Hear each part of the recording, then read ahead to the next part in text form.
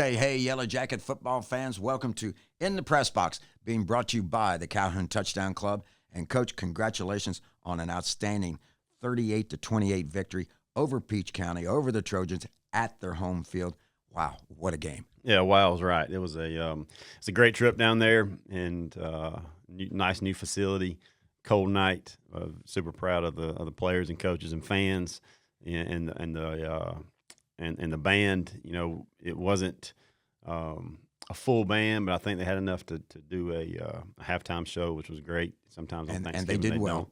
And the fans were loud. The ones that were there were really there and cheering. And I think that's what led us on. You know, the game was back and forth, obviously, the whole game, and the kids never panicked. Every time that Peach would score, the offense would just come back and, all right, let's go down and score again. So I was back and forth the whole game. Never felt that it was out of balance. I don't think we ever trailed, if I'm mistaken. So we kind of held the upper hand the whole time, and finally got a couple turnovers there late in the game to seal it. Yeah, it was tied twice, but you always led the game. You got off to a quick start, got a nice touchdown on the first drive, which kind of set the tone. And the defense had two fantastic stops in the first half when they were threatening to maybe try to run away with the game. Yeah, there were two stops, and those two times we had a chance to get up two possessions. We did one of them, but had two stops down there in the red area. I'm not sure how close they were, 25-yard line or so on the two of them in the first half, which was huge. Had them stopped again in the second half. We knew stops were going to be at a premium. We thought it would be a high-scoring game, which it was, and we got the stops when we needed to, and then you got another fourth down stop. And I think they went for it maybe 5 times on fourth down. Yes. To get it, I think we went for it twice. So it was just one of those games. Both sides knew that you kind of had to when the ball was in your court, you had to score with it. And luckily, we were able to do it more than they did. This was a total team effort. We won the turnover battle. Carlos Lopez made a field goal when he had to make a field goal to give us that 10-point lead near the end of the game. The offense answered anything that Peach County did offensively. You look at this, we had 5 possessions in the first half, 3 touchdowns. We missed the opportunity on 2 field goals, but we were scoring at the end of each drive, attempting to score. And in the second half, we had 4 possessions, and the last possession doesn't count because we got the ball back with 23 seconds left, and they had no timeouts. So we really had 3 possessions, 2 TDs, and a margin of victory cementing field goal by Carlos to give us that 10-point lead. Yeah, it was a good night, like you said, all 3 phases. The kickoffs were great. Kickoff coverage was good. That one touchback in the second half was huge. Then when you don't punt, obviously that's a good thing for your offense and defense. Got down there and almost converted every drive. Yes. With a couple of field goal misses, and then the defense, like you said, we forced them to a bunch of fourth downs, stopped them on several of them. It's just that all around. When you have 2 great teams playing, it comes down to those little mistakes along the way, and we were lucky enough to be able to make fewer than they did and get the win on the road. Yeah, a turnover with 4 minutes and 40 seconds left. Blake Hammett I thought he stripped the ball out of the running back's hand, but in seeing a replay, the ball actually bounced out of his hand into Blake's belly. Yeah, it just showed up, and he got it and ran with it. And then we had to turn over Clayton Goad with an interception with 23 seconds left, which sealed the victory. So you got the 2 big turnovers late in the game because it was just – I would have been surprised if this game had been a 63-60 game because both offenses were capable of doing that. And we're going to mention a couple of our offensive stars. It was a we kind of knew how the game was going to go, and if both teams executed, which both teams did go out and execute, and we knew it would be a 4-quarter football game, and knew we had to force some turnovers or some fourth down stops, and we had both of those along the way. 500 yards of total offense for the Yellow Jackets, 51 rushes for 329 yards. Trace was 13 of 15 for 172 yards and 1 touchdown pass. And he only really missed 1 pass. Yeah, he did. He overthrew Imari on an out route on our side of the field. And other than that, had a throwaway, had a drop. Just did a really good job of not forcing things. Had a couple of fourth down conversions or third down that he could have thrown it, but he also could get it with his legs and just got it with his legs. So super proud of him. And then Hudson Chadwick, his first game starting ever, and he carried it 37 times for 238 yards. And 2 TDs. And 2 touchdowns. It was just they didn't want to tackle him too much in that second half. So very proud for him because we didn't know. We knew how talented he was, but he'd been hurt most of last year, all the preseason, off-season stuff, and then finally got him back a few games ago. So proud of his efforts, and the offensive line and the tight ends and W's did a great job of blocking, and then the receivers on the edge as well. So all around a good week for the Yellow Jackets. Imari with 5 receptions, 82 yards, and one of it he had 2 rushing touchdowns, and one was a jump over the line and into the end zone. And Justin Beasley, of course, 6 catches, 70 yards, and 1 TD. Players of the game? Yeah, so offense was Hudson Chadwick for sure. Yeah. Defense, Blake Hammett played a great game, very hard game, and then obviously got the turnover there. At the end of the game, special teams was Clayton Goad. Did you get a hog? Hog of the week was Trey Perkins, yes. There Trey Perkins did a great job for us. Yeah, the turnovers were really, really good. The Yellow Jackets just did an outstanding job. I had we had tackles for loss, we had pass breakups, we had slobber knockers. It was just unbelievable. When we look at a game and we go back and we look at the stats, and we always mention our stats leaders, Athos Animals. And then I'm going to go to the defensive line.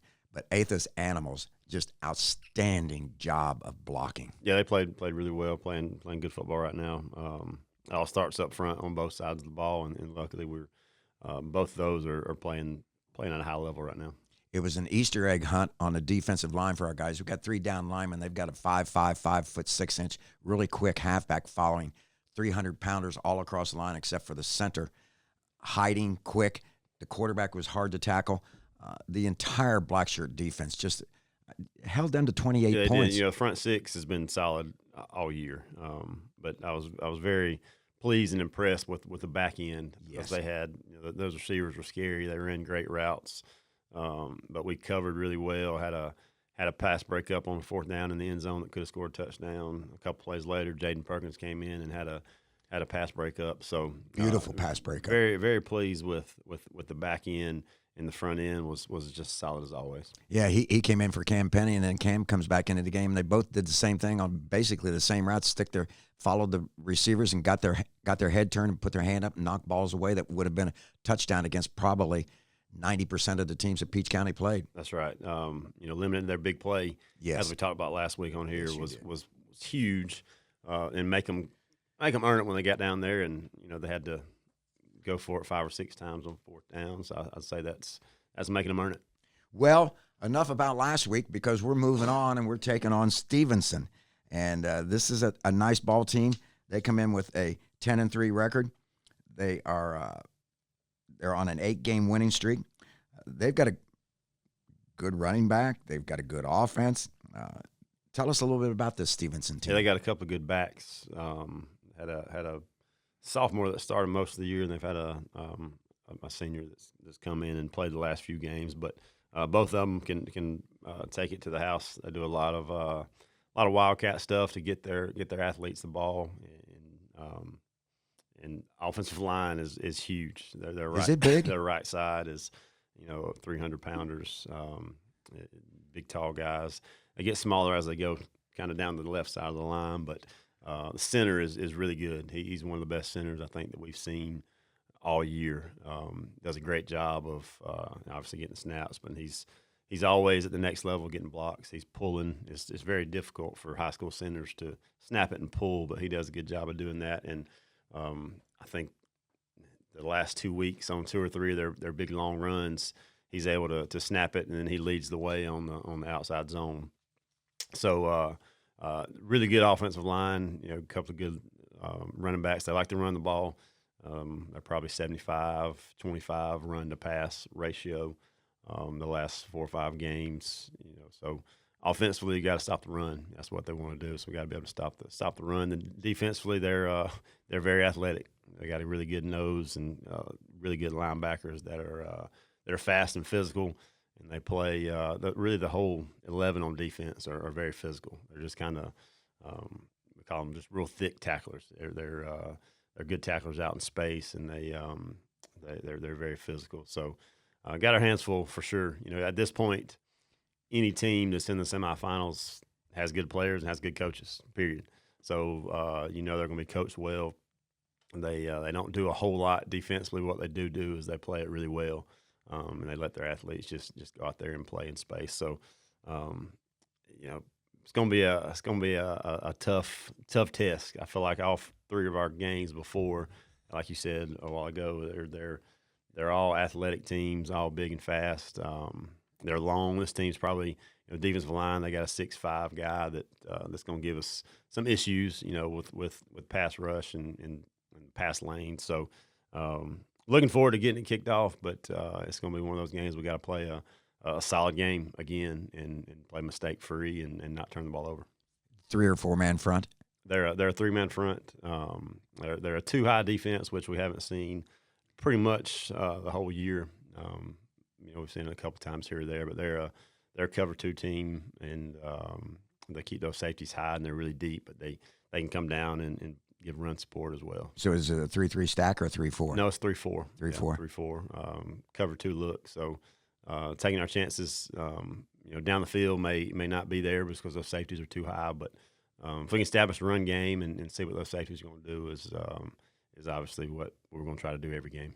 Yeah, I pulled up some video, but they only showed one defensive play on the two places that I went, and it was really, for some reason, it was really blurry on both of the places that I checked them out. So I didn't get to see much defense. The offense looks good. Yeah, they're good on both sides of the ball. Right. They got a few guys that play both ways that kind of like we do. We got our athletes that they use on both sides of the ball. So we're going to have to play another best game of the year. Every week in the playoffs, tell them we need to make sure that we're peaking and playing our best game. And I feel like we've gotten better each playoff game, and hopefully we'll keep getting better tomorrow night. That's the big thing right now. This team just did a wonderful job with the region, went through undefeated, and then when the playoffs came here, it just seems like we have gotten incrementally better each week out. And it's taking it. It's been a tough right. road. When you look at other teams that were in the bracket, not saying that there would have been easier games, but there were just other teams that seemed like were better draws. But we've earned it every bit of what we've gotten to this point, and then going on the road and getting a win. And luckily enough, we get to come back home, and so we're looking forward to getting to play one more time. We thought second round was going to be the last home game, and luckily that the way the draw worked out, or the way the brackets worked out, we get to play at home again. Yes, somebody defeated Harlem, so that puts us back at home again. This team we're number 6 seed. They're the number 7 seed. So disregard the record, folks, just like the opposing teams can disregard Calhoun's record. Neither one of these teams are coming in here at 12-1 or 13-0, Yeah. But they're good ball teams. They're playing their best ball right now. Yeah, the record doesn't mean anything at all. Once you get to the playoffs, everybody's got the same record, and they beat Douglas of Atlanta, so we know Douglas was a good football team. We were able to make some plays to pull away from them, but they're a very dangerous, explosive team, and Stephenson beat them. So that's kind of the frame of reference we have, because we played Douglas pretty recently, and they played them week 10. So they're a good football team, well coached, and great athletes all over the field. Yeah, I think that was a 15-7, 15-9 game. 15-9. Yeah, Stephenson over Douglas. Yeah, so and it was a recent game, so you can get a lot of measurement out of there. When you're scouting a team, do you get those recent games, or can you see that Douglas game, and see what happened? Yeah, well, that one actually, we only get the first half of that one. I think the film messed up, so when we played Douglas, we only got that first half. Okay. So neither team had the second half. But yeah, I think we traded the last 5 or 6 games with each other. So you ever look at that and kind of get a bearing, like I said, for the matchups, because you just played Douglas, so you kind of get an idea. But once the game starts, it's a lot of adjusting as you go on, especially playing teams that you're not as familiar with. This is a heavyweight title bout. You spend a round or two or three feeling each other out and finding out what you want to do, what you think is going to work, et cetera. Special teams. Do we have an advantage there or not? I don't know about an advantage. Obviously, we've got a great kicker and great punter. Well, yes, we do. But they've got a good, solid kicker and punter as well. Does a really good job with extra points and kickoffs. He's touched back a few of them, but they do a good job in coverage.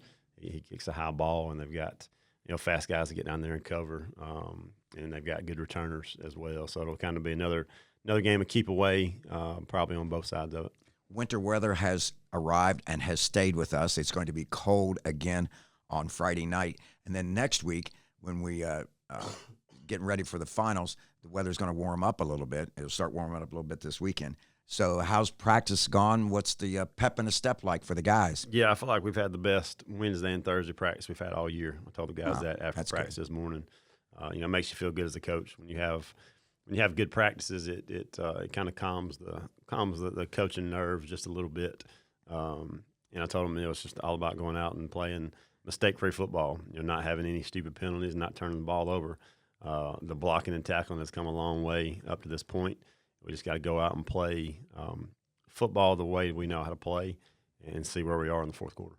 How stiff was Hudson Chadwick on Saturday and Sunday? I wonder. I think he was good. He's young, so he's he had a lot of plays built up in him because he hadn't gotten to play much this year. So, but no, 37 carries against a Peach County defense was. I think he was probably a little bit sore. Probably a little bit sore. Hey, I'm going to let you get back to your duties. I'm a fingernail chewer. I'd have coming into this game. I think I'd have my fingernails down to the nubs of the first joint. So I hope you're doing well, and you act and you talk and you look like you feel good and confident with this team. I know you're confident of the team. Yeah, once you get to this point,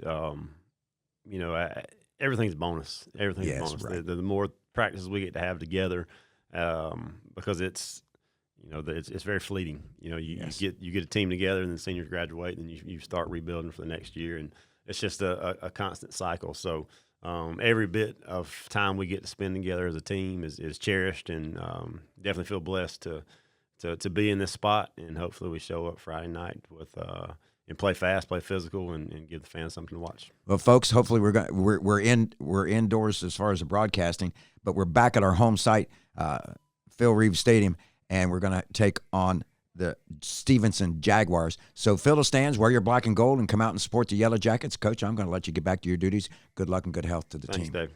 You've been listening to In the Press Box, brought to you by the Calhoun Touchdown Club with Coach Clay Stephenson.